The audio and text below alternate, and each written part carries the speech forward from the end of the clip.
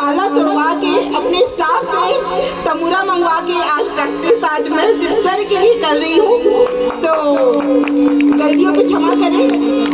आज मैं करने जा रही हूँ द्रौपदी शंकर अर्जुन संवाद, और जिसमें अर्जुन है वो पशुपति अस्त की प्राप्ति के लिए भगवान से तपस्या करते हैं। तो ज़्यादा समय ना लेते हुए शुरू करती हूँ।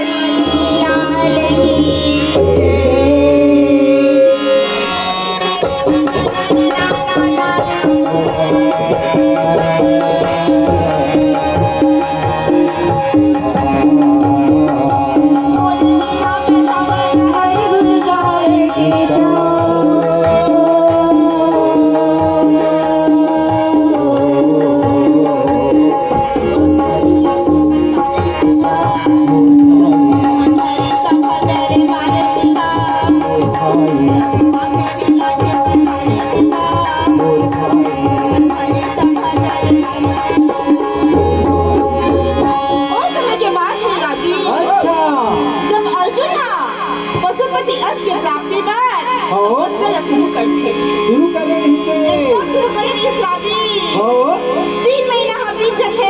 अच्छा, शंकर भगवान के कोनो कुछ दर्शन नहीं हुए।